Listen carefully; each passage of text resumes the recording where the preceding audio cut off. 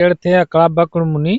अष्टावक्र मुनि। हाँ, यहाँ पे उनकी स्थान था। तो रामचंद्र जी और जो श्रीलंका से लौट के आए थे तो ये सही उतरे थे, गोमती में स्नान किए थे। वो यहाँ जो है कि आके जो है कुछ समय तक रुके थे, वो स्थापित करके तो चौथे दिन जो कि जी जी पहुंचे थे। जी जी। हाँ, अब चौथे। अवधपुरी हाँ में जी। पहुंचे दिन चौथे दिन तक जो शंकर भगवान के अथवा में इच्छाधारी नाग है। इच्छाधारी नाग है यहाँ पर। हाँ, यहाँ पे इच्छाधारी नाग है। चाहे यहाँ के ऋषि मुनि से पूछ लीजिए या किसी से पूछिए, कोई विद्वान से पूछिए, हम लोग देखा है। आप सब देखे इच्छाधारी हाँ, नाग हैं यहाँ हम तो पर। हम तो स्वयं देखे हैं। जी जी जी। 7 रंग का है। इतनी मोट का बिल है, उसमें इतना मोटा सांप कैसे हल जाएगा। और ये सब बिलिये कहाँ पर हैं? वो जो नाली है दूध का उनका निकलता है, जी जी जी। जो चढ़। मंदिर है यहीं पर नाग आते हैं। तो जैसा कि देख सकते हैं आप सब, यही वो मंदिर है जहाँ पर स्वयं भगवान श्री राम ने स्थापित किया था ये मंदिर को। और यही में नाली है। जी जी जी। और इसी पे रहते हैं। यानी कि ये भगवान, पार्वती की जो है कि मूर्ति है। वो पार्वती, माँ पार्वती की मूर्ति है। हाँ, इसी पे रहते हैं। इसी पे से अगर कोई खोलता है केवाड़ी तो अगर नजर पड़ती है तो अस्थि से उतर के इसी में घुस जाती यानी कि यहीं से चले है। जाते आप हैं। इसमें देखोगे तो कहीं नहीं मिलेगी। अच्छा, यानी कि भगवान श्री राम भोलेनाथ को यहाँ पर स्वयं अपने हाथों से स्थापित किए थे, प्राण प्रतिष्ठा किए थे। यही अपने हाथ से स्थापना करके गए। नमस्कार साथियों, आप सभी का स्वागत है हमारे न्यूज चैनल आजादी खोज पर। तो साथियों, जैसा कि आपको पता होगा, इस समय हम जौनपुर जिले के विकास खंड सिरकोनी के त्रिमोहानी राजेपुर ग्राम में मौजूद है, जहां पर आपको पता होगा प्रभु श्री राम जब अयोध्या आए थे, रावण का वध करके, लंका से रावण का वध करके अयोध्या आए थे, तो पहले सबसे पहले वो यहीं पर उतरे थे। ऐसा एक तुलसीदास ने रामचरितमानस में लिखा है कि सई उतरे गोमती स्नान चौथे दिवस। तो जब रामचंद्र जी रावण का वध करके लंका से वापस आ रहे थे, तो सबसे पहले उन्होंने, कहा जाता है, एक दोहा प्रचलित है कि सई उतरे गोमती नहाए चौथे दिवस अवधपुर आए। तो ऐसा तुलसीदास जी ने अपने सबसे बड़े काव्य संग्रह रामचरितमानस में लिखा है। तो आप देख सकते हैं जैसा कि पूरा इधर से ये जो है, ये सई नदी है, सई नदी, और उधर गोमती नदी है। तो सई उतरे गोमती नहाए चौथे दिवस अवधपुरा। यहाँ से नहाने के बाद, स्नान करने के बाद यहाँ पर रुके कुछ समय, उसके बाद वो अयोध्या को गए। तो हमारे पास एक दादाजी मौजूद है जो यहाँ के आम नागरिक हैं, इनसे असली इतिहास है वही हमको लगता है बताएंगे। क्या असली बात क्या है, यहाँ पर किसका स्थान था, कैसे था? पहले जो 7 टेढ़े पेड़ थे अकड़ावक्र मुनि। अष्टावक्र मुनि। हाँ, यहाँ पे उनकी स्थान था। तो रामचंद्र जी और जो श्रीलंका से लौट के आए थे तो ये सही उतरे थे, गोमती में स्नान किए थे। वो यहाँ जो है कि आके जो है कुछ समय तक रुके थे, वो स्थापित करके तो चौथे दिन जो कि जी जी पहुंचे थे। जी जी। हाँ, अब चौथे। अवधपुरी हाँ में जी। पहुंचे दिन चौथे दिन। और रामायण में लिखा है, वही हम लोग जानते हैं। इसके बाद हम लोग नहीं जानते कि बहुत दिना का बात है जो हम लोगों को बाप दादा बताते थे, वही हम लोग जानते हैं। और यहाँ इतना बड़ा स्थान है कि यहाँ कोई जानता नहीं। यहाँ भी अभी आज तक जो शंकर भगवान के अथवा में इच्छाधारी नाग हैं। इच्छाधारी नाग है यहाँ पर। हाँ, यहाँ पे इच्छाधारी नाग है। चाहे यहाँ के ऋषि मुनि से पूछ लीजिए या किसी से पूछिए, कोई विद्वान से पूछिए, हम लोग देखा है। आप सब देखे इच्छाधारी हाँ, नाग हैं यहाँ पर। हम तो स्वयं देखे हैं। जी जी जी। 7 रंग का है। इतनी मोट का बिल है, उसमें इतना मोटा सांप कैसे हल जाएगा। और ये सब बिलिये कहाँ पर हैं? वो जो नाली है दूध का उनका निकलता है, जी जी जी। जो चढ़ता है, मंदिर का जल चढ़ता है, उसी में से निकलते हैं, उसी में जाते हैं, उसी में से गायब हो जाती है। तो क्या आप उस नाली को हमको दिखाएंगे? हाँ, देख लीजिए, आप चलिए चलिए जाके चलिए, देख आप भी लीजिए। चलिए, दिखा दीजिए, आइए आइए, बंद कर दो। तो दादाजी हमको जैसा कि वहाँ का जो माहौल था उसको, उसके बारे में उन्होंने बताया। उसके बाद हम आए हैं मंदिर पे, जो कि भगवान श्री राम ने खुद प्रभु भोलेनाथ को यहाँ पर स्थान दिया था, उनको स्थापित किया था। तो बताएंगे कि कैसे यहाँ पर इच्छाधारी नाग जो है निकलते हैं और किस प्रकार से वो फिर विलुप्त हो जाते हैं, गायब हो जाते हैं।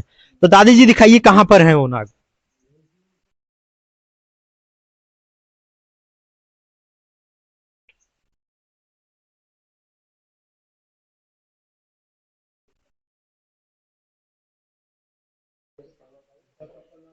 यही मंदिर है, यहीं पर नाग आते हैं।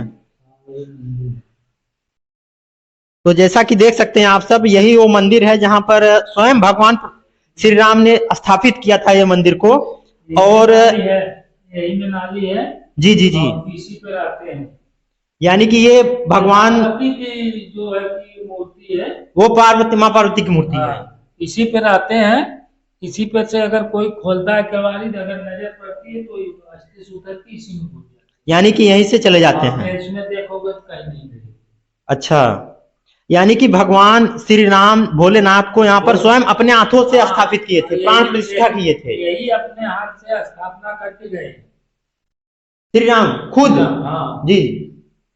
तो जैसा कि साथियों देख सकते हैं कि हम ऐतिहासिक क्षण यहाँ पर हम व्यतीत कर रहे हैं, जो चंद पल यहाँ पर व्यतीत हो रहा है हमारा, अपने आप में ऐतिहासिक है। क्योंकि प्रभु श्री राम ने स्वयं जब वो लंका से राजा रावण को जीत कर आए, तो यहाँ पर आने के बाद यहाँ पर रामेश्वरम शिवलिंग जो है यहाँ पर है, प्रभु श्री राम स्वयं अपने हाथों से इनको स्थापित किया था, जैसा कि दादाजी बता रहे हैं यहाँ पर। और हम आपको दिखाएंगे कि मंदिर का बहुत ही अच्छा व्यू, ये मंदिर का बहुत अच्छा इतिहास है। यहाँ पर नंदी जी भी विराजमान है, नंदी जी विराजमान है। और देख सकते हैं आपको, बहुत ही प्राचीन ये मंदिर है, बहुत ही प्राचीन है। इसका इसमें खोज गया पूरा अथवा करके, जो इसमें कोई अथवा नहीं मिला कि कौने सन का है मंदिर, यानी कि किसी को पता नहीं किस ईस्वी में, किस सन में ये बना गया है। पूरा अथवा करके देखा गया कि इसमें सन नहीं लिखा है। जी जी, यानी कह सकते हैं कि ये त्रेता युग का जो मंदिर है। तो हम आपको दिखा रहे हैं ये जो प्रभु श्री राम ने स्वयं इस प्रतिमा या शिवलिंग की स्थापना की थी। और ये मंदिर जो है त्रेता युग का मंदिर है ये। तो जौनपुर जिले में त्रेता युग का मंदिर है, ये आपको नहीं पता होगा। जो हमारे न्यूज चैनल पर आपको बताया जा रहा है कि त्रेता युग का जो मंदिर है, ये यहाँ पर राजेपुर गांव में, त्रिमोहानी राजेपुर गांव में मौजूद है। तो दादाजी यहाँ पर कोई महंत वहंत संत वंत नहीं रहते? कोई महंत नहीं रहता। एक महंत थे, खत्म हो गए। तो एक अभी रखा गया है, नए संत आप लोगों ने रखे हैं। वो इसी गांव का है, वो मल्ला है।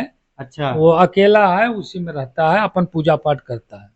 देखिए मल्ला है तो सबसे बड़े भक्त तो वही प्रभु श्री राम के हैं ना। ऐसा है साहब कि हम लोगों को कम से कम 250 घर हम लोग मल्ला है। हम लोगों की निक सहारे से परिवार चलता। खेत बाड़ी अब किसी को कोई है नहीं, न सर्विस है, न नौकरी है, न कुछ है। यानी प्रभु श्री राम के सहारे सब हम लोगों को ये मंदिर के सहारे परिवार जीता है। सब के सब ये मंदिर, हाँ सब मंदिर इन्हीं देते हैं। और कोई कमाता है, वही जाके प्राइवेट कहीं झुआ माटी ऐसे उसे करके कमा के खाता है। यानी कि दादाजी का कहना है जो सब कुछ यहाँ पर है, 200 घर करीब हैं एक समुदाय के, ये सब प्रभु श्री राम के और प्रभु शंकर जी के सहारे सारी अर्थव्यवस्था इन सबकी संचालित होती है। तो कहीं न कहीं जो राजनीतिक व्यक्ति कहते हैं कि मंदिर के रहने से क्या होता है, प्रभु श्री राम से क्या होता है, तो ये बड़ी चीज है जो कि दादाजी खुद कह रहे हैं कि 200 घर अपने आप में बहुत बड़ी बात है कि 200 घर एक मंदिर के सहारे जीते हैं, खाते हैं, पीते हैं, सब कुछ उन्हीं के ऊपर निर्भर है। सही कह रहे हैं दादाजी? आज तक हम लोगों को कोई कहीं एक्सीडेंट नहीं हुआ, न कोई किसी अथवा आपत्ति में मरे नहीं है। यानी कि अकाल मृत्यु एकदम नहीं कहीं नहीं हुआ है। जो होता है तो अपने मौत से मरते हैं। जी जी, यानी कि प्रभु श्री राम का और अष्टावक्र ऋषि का जो है पूरा अष्टावक्र मुनि का इनका स्थान है। हम लोग इसमें हमेशा रहते हैं। आजकल तो नहीं, गर्मी में दिन भर यहीं रहते हैं। चलिए ठीक है। तो साथियों जैसा कि दादाजी ने पूरा इतिहास जो मंदिर का बताया, अष्टावक्र महर्षि यहाँ पर रहते थे और प्रभु श्री राम ने आकर यहाँ पर स्थापित किया। तो आगे वीडियो में बने रहिएगा, हम फिर मिलते हैं आपको नए वीडियो में। नमस्कार, जय हिंद। तो साथियों जैसा कि हम नाव पर सवार हो चुके हैं, अभी हम उस साइड जाना है जिस साइड से प्रभु श्री राम जो सई नदी से गोमती नदी पर जिस साइड से आए थे वहां पर हम जा रहे हैं। अभी नाव पर ये दादाजी हैं जो बताएंगे आपको। हम नाव पर सवार हो चुके हैं और नाव अपने गंतव्य के लिए रवाना हो चुकी है। तो देखते रहिएगा, वीडियो में बने रहिएगा। इधर दिखाइए, इधर दिखाई, थोड़ा सा घाट ये है, बहुत छोटा सा बना है घाट। और आगे जो कि मसान है, जहाँ पर एक शरीर त्याग चुके व्यक्ति की जो प्रतिमा है, वो उसकी जो शरीर वो आग के हवाले कर दी जा चुकी है, वो जल रही है। यानी कि एक अनंत यात्रा पर वो निकल चुकी है। आगे दिखाइए पूरा, ये सब दिखाइए। और हम नाव पर एकदम सवार हैं, आपको बता नहीं सकते कि कैसा हम महसूस कर रहे हैं। धीरे धीरे नाव अपने आगे बढ़े। जिस जिस स्थान से प्रभु श्री राम आए थे वो वही है किनारा जहां पर प्रभु श्री राम आए थे और इस यहाँ पर नहाए थे। नहाने के बाद वो फिर आगे जाकर जो शंकर जी की जो प्रतिमा थी, अष्टावक्र ऋषि का आश्रम गए थे, वहीं पर उन्होंने प्रभु शंकर जी का मूर्ति प्रतिमा का उन्होंने निर्माण किया था, उनको स्थापित किया था, प्राण प्रतिष्ठित किया था। तो वीडियो में बने रहिएगा। देख रहे हैं आप, इधर दिखाइए, देख रहे हैं चिता लकड़ी जो है एक व्यक्ति को धीरे धीरे अग्नि उसको खा रही है, अपने अंदर समेट रही है। कुछ समय बाद ये जो व्यक्ति है वो अपनी आगोश में उसका वो खत्म हो जाएगा, राख बन जाएगा। और धीरे धीरे हम आगे बढ़ रहे हैं। आकाश कैमरामैन थोड़ा इधर दिखाइए। धीरे धीरे आगे बढ़ रहे हैं, नाव चल रही है, क्या बताएं हम आपको। तो दादाजी अब पानी मत निकालिए, दिखाइए कहाँ से आए थे प्रभु श्री राम, किधर से। अभी चलने दीजिए, अभी चलने दीजिए। उस पार जो है वहां आए थे, उस किनारे पे, किनारे से जो मल्ला और नैया से लेके आया था, नैया से लेके आया था तो वहां उतारा था, वहां पर उतारा था। हाँ वहां उतारे थे। वहां फिर स्नान किए, स्नान करके तो जल लेके गए थे। यानी कि जल लेकर गए थे। हाँ जल लेके गए थे, जल लेके गए वहां पे तो स्थापित किए, स्थापित करके थोड़ा समय तक रहे, फिर उसके बाद चला गए अपने अयोध्या। यानी कि अयोध्या चला गए। चलिए ठीक है। आगे कुछ जहाँ से वो आए थे वहां पर कुछ बना है, यानी कि ऐतिहासिक चीज है? नहीं, नहीं, कोई चीज नहीं, वहाँ कोई निर्माण नहीं हुआ है। कोई चीज। यानी कि अयोध्या में ये कह सकते हैं कि सारे सब चीज का निर्माण हो रहा है, लेकिन जहाँ पर प्रभु श्री राम अपने चरण रखे थे वहां पर एक तरह तो मंदिर बन चुका है। यहाँ पर घाट का भी आप हालत देख सकते हैं, बहुत ही दयनीय हालत है ये घाट का, जो कि बड़े जो न्यूज चैनल है, टीवी चैनल, वो इस चीज को नहीं दिखाएंगे, लेकिन हम आपको एकदम समीप से वो चीज को दिखाने जा रहे हैं कि प्रभु श्री राम जहां से एंटर किए थे, सई नदी में नहाया और गोमती से पार उतरे, उसके बाद अयोध्या गए। लेकिन वहां का विकास जो है आप देख सकते हैं, विकास के नाम पर कुछ भी नहीं हुआ है। कोई भी प्रकार से आप देख सकते हैं कुछ भी नहीं हुआ है, एकदम जंगल झाड़ी जैसे के तैसा है। और नदी जो है कटान भी अच्छी खासी हुई है, यहाँ पर कोई पानी भी आप देख सकते हैं, एकदम एक हाथ नीचे एकदम अस्तर है इसका, नदी में पानी तक नहीं है। आगे की हालत आप देख सकते हैं, कोई भी, यानी कि दादाजी ये कह सकते हैं कि विकास कार्य के नाम पर यहाँ पर कुछ नहीं हुआ, कुछ नहीं हुआ है। यहाँ कोई जानता ही नहीं, जैसे कोई सरकार है और कोई यहाँ सुविधा है ही नहीं है। आप लोग रोजगार के लिए क्या करते हैं? कुछ नहीं, मछली मारते हैं, मछली मार कर आप सबका रोजगार चल रहा है? वही पेट जिलाते हैं हम लोग। और कोई जैसे कि कोई रोजगार ये सब वगैरह सब कुछ नहीं है? कुछ नहीं है। ये मछली इधर वही मछली से परिवार जीता है। मछली अगर मिलती है तो मारते हैं, नहीं तो बैठ के खाते हैं। यानी कि मछली मिली तो मारे, नहीं तो जैसे कि अब हम पहुंच चुके हैं वो स्थान पर जहां पर प्रभु श्री राम ने अपना पहला पग रखा था। यहाँ पर तो छोटू लोग पहले से खड़े हुए हैं, दिखाइए जरा तो ये देखो, अपना मुड़ी उधर कर लिए हैं। तो हम पहुंच चुके हैं नदी के उस पार, और यहाँ विकास के नाम से कुछ नहीं है। कोई यहाँ न आता है, न जाता है, न कोई अधिकारी, न कुछ कोई न कुछ नहीं होता है।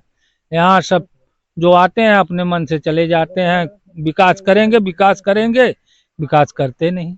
यानी कि आते हैं, वीडियो बनाते हैं, चले जाते हैं। हाँ, अरे बड़े बड़े नेता आते हैं, सब लोग आते हैं, बस देखते हैं, घुमर के चले जाते हैं।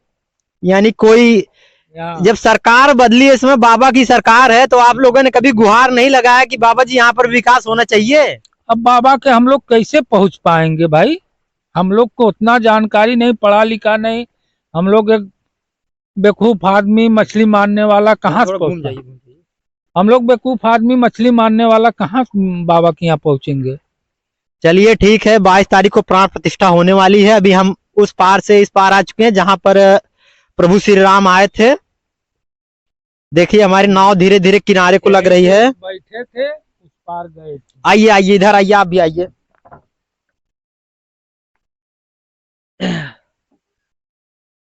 तो यहीं पर आए थे? यहीं पे आए थे, इधर से आए थे और यहाँ उतरे थे, यहाँ बैठे थे, वो उस पार गए थे, उस पार से नहा के जल लेके गए थे, जल लेके अपना स्थापित किए, स्थापित करके जो पहुंचे थे वहाँ। यानी कि आप सामने मंदिर भी देख रहे हैं, जो मंदिर का उन्होंने निर्माण करवाया था और वहां पर जो प्राण प्रतिष्ठा की थी भोलेनाथ का, वो मंदिर भी सामने ही है, आपको दिख रहा है। कैमरामैन थोड़ा दिखाइए मंदिर को। वो मंदिर सामने दिख रही है, बीच में एक पंछी भी है जो बैठी हुई है। और इधर आप देख सकते हैं इधर का कैसा विकास हुआ है यहाँ पर। आइए, हो सकता है ये भी एक ऐतिहासिक क्षण है जो कि प्रभु श्री राम के लिए एक अच्छा, यानी कि कैसी यहाँ से जो पग वहां पर यहाँ पर वो रखे होंगे वो एक प्रकार के ऐतिहासिक है। लेकिन सरकारें आई गई जाती रही आती, लेकिन इस चीज का किसी ने, इस समुदाय का, यहाँ पर रहने वालों का या यहाँ के जो ऐतिहासिक स्थान का किसी ने कोई ध्यान नहीं दिया। यहाँ पर कुछ बने हुए हैं लेकिन वो भी एकदम भंगार में, उनका कोई रुतबा ही नहीं, कुछ खत्म एकदम है। ऊपर एक मंदिर बना है, बहुत बाद में बना है, कि अभी ज्यादा 20 बरिस हुआ, उसके पहले कुछ नहीं था। यानी कि मंदिर बना, किसका मंदिर है वो? एक दुर्गा जी का है, एक और है मंदिर दुकान का, कोई देवी का है। यानी कि देवी जी का मंदिर है। ये अभी बना है, पहले का नहीं था, अभी बना है। तो साथियों, आपने सारी, जो कि दादाजी ने सब सारी कहानी यहाँ की बताई, कैसे कैसे यहाँ पर विकास के नाम पर बस खाली जुमलेबाजी हुई है, उससे ज्यादा कुछ भी नहीं हुई है। विकास तो कुछ है ही नहीं है हमारे राजेपुर में, कुछ विकास नहीं है। न ऊदपुर में है जहाँ से रामचंद्र जी पार भये थे, इस पार भी कुछ विकास नहीं, ना उस पार भी कुछ है। वही मसान घाट बना है, वही जो विकास है वही सब कुछ है। यानी कि मसान घाट केवल, वो भी कायदे से नहीं बना हुआ है। वही 23 लाख या 24 लाख में ठीका हुआ था सीढ़ी बनने के लिए, वो भी छोट कर दिया, उसमें भी पैसा बचा के लेके गया।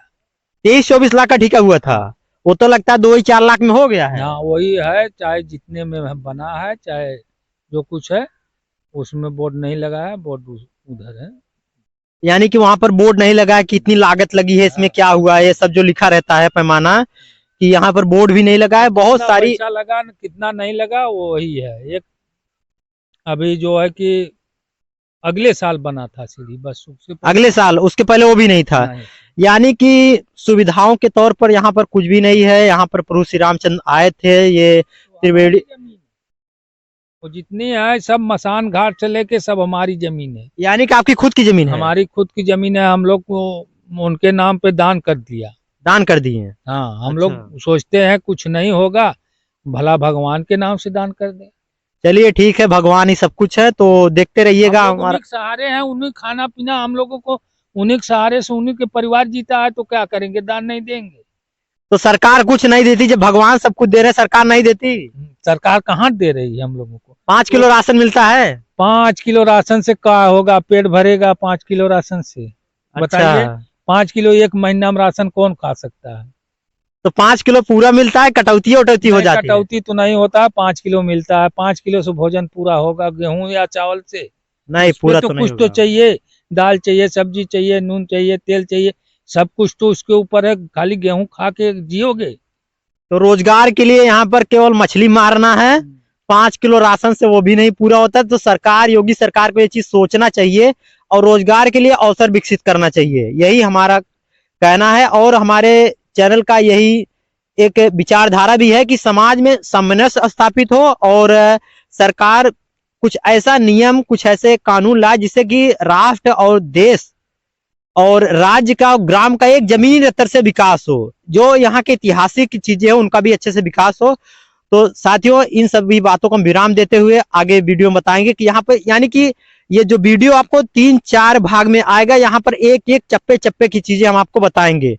तो नमस्कार, जय हिंद।